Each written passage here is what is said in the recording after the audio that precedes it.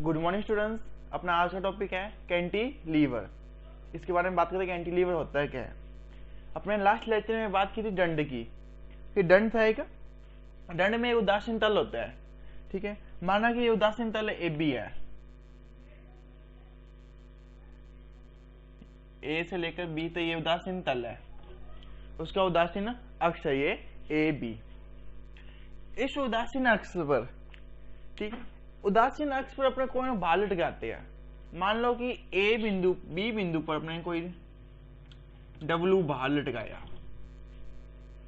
Cantilever कौन सी व्यवस्था होती है? देखो, किसी दंड पर दंड का एक सिरा, मान लो कि सिरा कौन सा, एक साइड कौन सी, एक ए को क्षैतिज वर्टिकल, और उसको ए फिक्स कर दिया किसी भी दीवार के सहारे या किसी भी चीज के सहारे, उसको फिक्स कर दिया।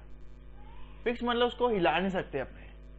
और उस दंड का सेकंड जो सिरा है, जो लास्ट सिरा है, सेकंड पॉइंट है जो उसका, वहां पर अपने ने एक डब्ल्यू वेट लटका दिया, डब्ल्यू बार का कोई पदार्थ लटका दिया। लटकाने से क्या होगा आप सब जानते हैं, ऐसा से मुड़ जाएगा। ये जो ये दंड है इसको उदासीन तल ऐसा मुड़ जाएगा। ए बिंदु फिक्स रहेगा, तो ये फिक्स करके बी सीधा क्या हो जाएगा, बी डैश हो जाएगा। बी पॉइंट बी डैश हो गया क्योंकि बी पर डब्ल्यू बार लटकाया। एक्सपेरिमेंट कर सकते हो, मान लो कोई अपने छड़ लेना, कोई छड़ पर ना बार लटकाना, तो भार जहां बार लटकाते अपने वहां से छड़ क्या आती है, नीचे को रहती है, झुक जाती है। और ये तो फिक्स करके दिमाग में, तो ये हिलेगा नहीं। तो बी पॉइंट क्या होगा, बी डैश हो गया। अपने मानना था इसका मध्य बिंदु पी है, जिसे ए से दूरी कितनी इसकी, एक्स दूरी पर है। उस पूरी छड़ की लंबाई अपने मान ली एल।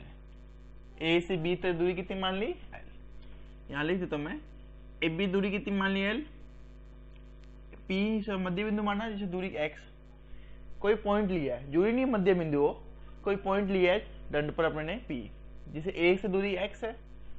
तो यहां से कितनी बची, एल माइनस एक्स। पी भी दूरी कितनी होगी, एल माइनस एक्स। अब ये पी पॉइंट पर भी कोई ना कोई विस्थापन होएगा। पी पॉइंट भी अपना स्थान चेंज करेगा। मान लीजिए कि पी से पी डैश हो गया, और ये इतनी दूरी कितनी होगी, वाई दूरी तय कर दी। तो पी की निर्देशक क्या होगी, एक्स कॉमा वाई। एक्स दूरी, ये वाई दूरी, एक्स वाई तय। ये जो पूरी व्यवस्था कहलाती है, इस पूरी व्यवस्था को हम कैंटिलीवर कहते हैं, जिसमें एक पॉइंट तो दंड है, दंड का ये उदासीन तल लिया अपने, सिर्फ एक पॉइंट की बात करें अपने उदासीन तल की। उदासीन तल का ए पॉइंट तो हमने फिक्स कर दिया, दूसरे पॉइंट हमने कोई वेट लटका दिया, डब्ल्यू वेट लटका दिया। जब डब्ल्यू को उस पर वेट लगा दिया वेट, तो बी की पॉइंट की जो स्थिति थी, बी पॉइंट की सिचुएशन थी, सिचुएशन चेंज हो गई, किस में आ गई, बी डैश पर आ गई। बी की बी डैश आ गई। पी से में अपने कोई बिंदु मान लिया था, कोई पॉइंट लिया था अपने पी पॉइंट किस पर आ गया, पी डैश पर आ गया। ए से पी की दूरी एक्स थी, पी से बी की दूरी एल माइनस एक्स होगी। पूरे दंड की लंबाई कितनी ली अपने, एल ली है, पूरी लेंथ कितनी, एल। तो इस ये पूरी व्यवस्था है, ये इस पूरी व्यवस्था को कैंटिलीवर कहते हैं। अब अपने इस पर बात करते हैं, इसका अवनमन कितना हुआ। बी से बी डैश की दूरी, मतलब डब्ल्यू वेट लगाया अपने ने इस पर, डब्ल्यू वेट लगाने के कारण इस पर कितना चेंजिंग हुई, कितना परिवर्तन हो, उसकी बात करते हैं। मतलब इस पर अवनमन, जो ये चेंजिंग हो रही है, इस चेंजिंग को अपने अवनमन कहते हैं, जिसे रो से लिखते हैं अपने। तो बी से बी डैश की दूरी क्या कहलाएगी, बी डैश, रो कहलाएगी, जिसे अपने अवनमन कहते हैं। तो ये अपने ये चीज लिया। अब इस पर बात करते हैं, दो सिचुएशन बनती है। एक क्या सिचुएशन बनती है कि जो ये दंड है, दंड का कोई भार नहीं है, दंड का भार अपने नगण्य मान लिया, कम लिया अपने ने, माना दंड का भार क्या नगण्य है।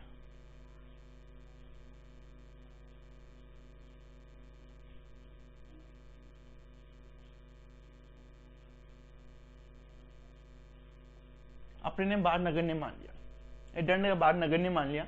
तो इस पर सिर्फ एक डब्ल्यू वेट लग रहा है। इस डब्ल्यू भार के कारण इस डब्ल्यू वेट के कारण इस दंड पर कितना बल आघूर्ण लगा। बल आघूर्ण टो होता है। टो क्या होता है? Are into F. आर देखो यहाँ पी दूरी तो ये है, तो बी पर लग रहा है, ए फिक्स है तो बी पॉइंट पर बल आघूर्ण लगेगा, तो टो सिर्फ बी पर लगेगा। डब्ल्यू बाहर लटका रहा है, तो इसको फोर्स कितना महसूस होएगा, कितना फोर्स फील होएगा इसको? ओनली डब्ल्यू फील होएगा। तो जितना बाहर लटका रहे हैं वही उसका फोर्स होएगा। और दूरी कितनी है? L minus x. तो इस पर लगने वाला बल आघूर्ण तो एल माइनस एक्स, ये हो गया। डब्ल्यू बाहर लटका रहे, डब्ल्यू बाहर एल माइनस एक्स दूरी तक परिवर्तन हो रहा है। ये तो पी बिंदु तक कितनी दूरी थी? इस दूरी के कारण बी पॉइंट पर चेंजिंग आ रही है, तो डब्ल्यू एल माइनस एक्स आ गया, टो आ गया। अब देखो ये क्या है? दंड है। लास्ट लेक्चर में इसका दंड का अपने बल आघूर्ण निकाला था, पूरा डेरिवेशन किया था। अगर आपने नहीं देखा तो आपको डिस्क्रिप्शन बॉक्स में इसका लिंक मिल जाएगा, आप वहां जाके इसका लेक्चर देख सकते हो। तो इस दंड के कारण बल आघूर्ण कितना होता है? बल आघूर्ण इस दंड का, पूरे दंड का कितना होगा? इसका पूरा डेरिवेशन हमने किया था। पूरे दंड का बल आघूर्ण कितना होता है? वाई आई जी अपॉन में आर। वाई या गामा, ये क्या है? यंग प्रत्यास्थता गुणांक है। यंग प्रत्यास्थता अनुदैर्ध्य विकृति बटे अनुदैर्ध्य प्रतिबल बटे में अनुदैर्ध्य विकृति। आई जी क्या है? जड़त्व आघूर्ण है। आघूर्ण कौन सा? ये जड़त्व आघूर्ण है। और आर क्या है? इसकी वक्रता त्रिज्या है। ए बी दंड की जो त्रिज्या होती है वो है। तो अपने जानते हैं किसी भी दंड की त्रिज्या आर का फॉर्मूला क्या होता है? 1 प्लस डी वाई अपॉन में डी एक्स की पावर 3/2 अपॉन में D square by D X square. ये वक्रता त्रिज्या का फॉर्मूला होता है। इसका डेरिवेशन अपने सिलेबस में नहीं है।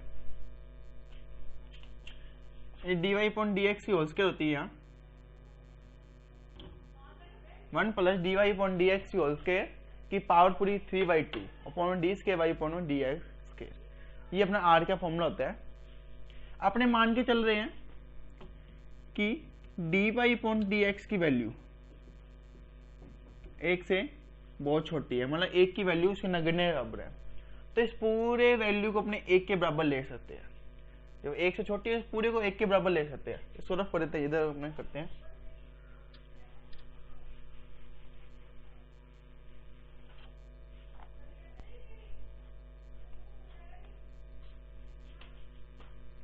तो आर की वैल्यू कितनी आ गई?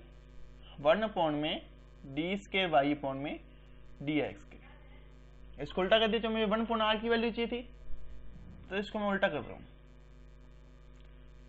तो ये ऊपर नीचे आके ऊपर मल्टीप्लाई हो जाएगा, उल्टा कर दिया इसको डी एक्स के। इसका मतलब क्या है? वाई की 2 बार अपने ने अपकलन करा, इसका मतलब ये है। ये आर की आ गई 1 अपॉन आर की। अब ये दोनों टो क्या रहेंगे? बराबर रहेंगे। जो दंड का आघूर्ण है और इस पर जो आघूर्ण लगा बराबर रहेंगे, तो ये टो में बराबर रहेंगे। तो ये क्या रहेगा?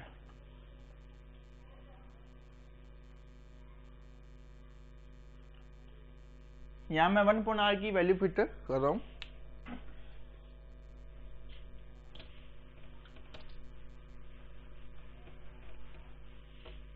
अपने इस डायग्राम में कोई जुट नहीं है।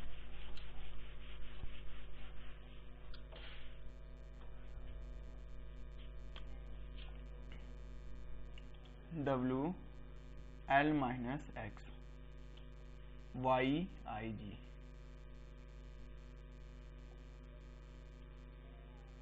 वाई क्या है? यंग प्रत्यास्थता गुणांक, और आई जी क्या है?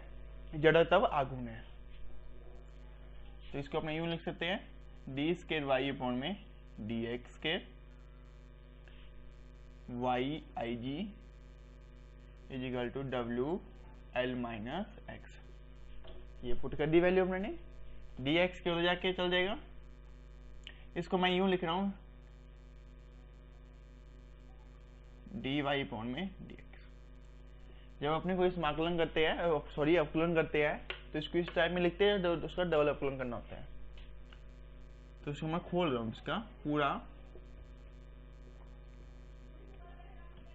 डी अपॉन डी एक्स, ये उधर चल जाए डी एक्स, तो dy अपॉन में dx इधर आ गया,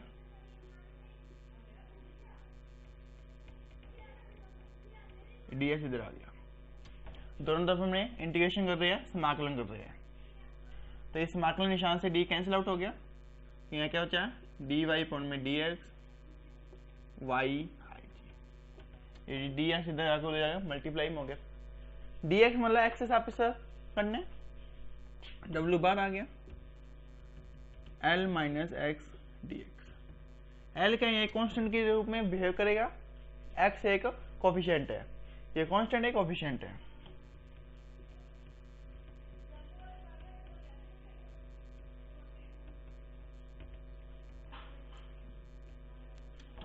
l का किया तो lx हो गया, ये कांस्टेंट साथ x वापस आ जाते हैं, इसका पावर एक हो जाती है अपॉन में 2 आ गया, ये आ गया x स्क्वायर अपॉन में 2।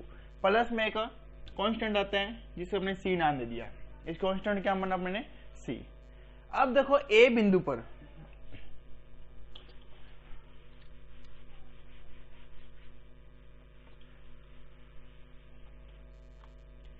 Point 1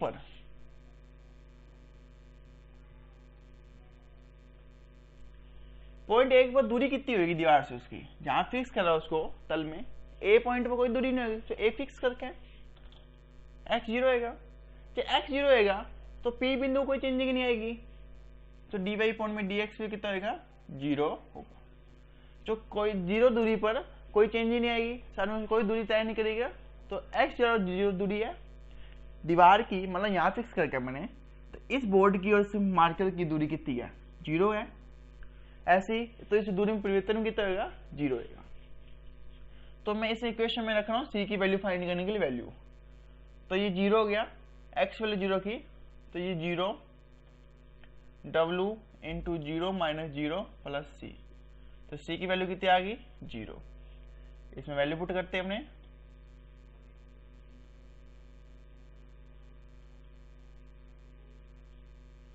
w L X minus X square by 2, ये आ गया अपने पास। इसको अपने कुछ मान लो इक्वेशन नंबर 1 मान लो, कुछ मान लो ये है।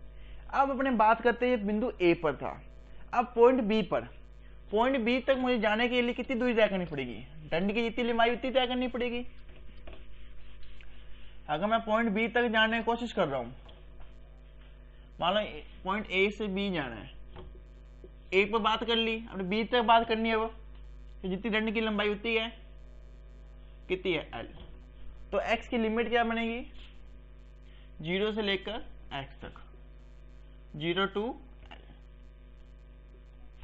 एक्स की लिमिट क्या बनेगी 0 से एल तक दूरी तय करनी है, कोई दंड के लिए निकालना मुझे रो अवनमन, तो इसके निकालू, इसको वापिस शांतन कर अपने ने, तो D Y Y I G is equal to W L X minus X square by 2 D X. दोनों तरफ समाकलन किसको आएगा 0 से एल दूरी तक होगा।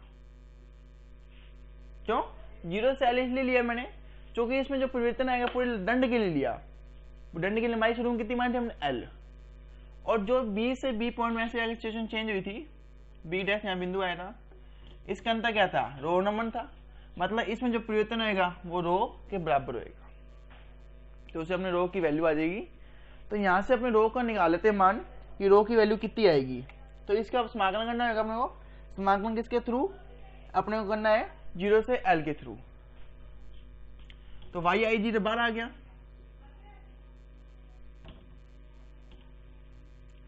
जीरो से एल डी वाई, यहां मैंने डब्ल्यू बार लिया, 0 से L L x D x minus X square by 2 D, दोनों रहेगा, वाई आई जी पॉइंट में आ जाएगा। इसका परिवर्तन पूरा क्या है रो है, क्योंकि वाई क्या है ये चीज है, इनका अंतर क्या था बी बी डैश है, वाई वाई भी परिवर्तन क्या है बी बी डैश है, ये क्या था रो अवनमन था, वाई आई जी पॉइंट में आ गया, ये क्या हो गया एक्स के बाई 2 माइनस एक्स 3 बाई 6, 0 से L। जहां पर x है वहां अपने L रख देते हैं, लिमिट पॉइंट कर देते हैं। पहले से हमने बिंदु A पर ज्ञात किया, अब बिंदु B पर, मतलब पॉइंट B पर अपने ज्ञात कर दिया, तो लंबाई लेनी पड़ी 0 से L।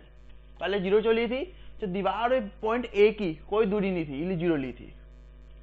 अब B से B डैश में जो अंतर आ रहा है वही क्या कहलाता है, अवनमन कहलाता है, रो कहलाता है। तो dy में जो परिवर्तन होगा वही B डैश में चेंजिंग है, तो ये इसका अवनमन कहलाएगा। तो रो बराबर क्या रहेगा, W पॉइंट में YIG। L रखा तो LI L square, x square की जगह L square by 2, L cube by 6, और 0 रखा, 0 0 हो गया।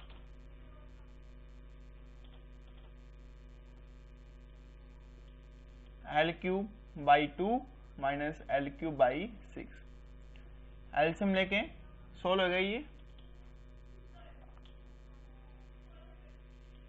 एलसीएम 6 आएगा, 3L cube minus L cube.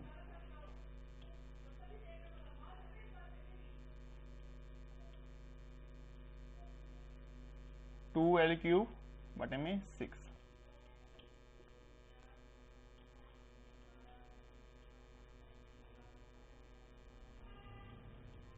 L cube by 3।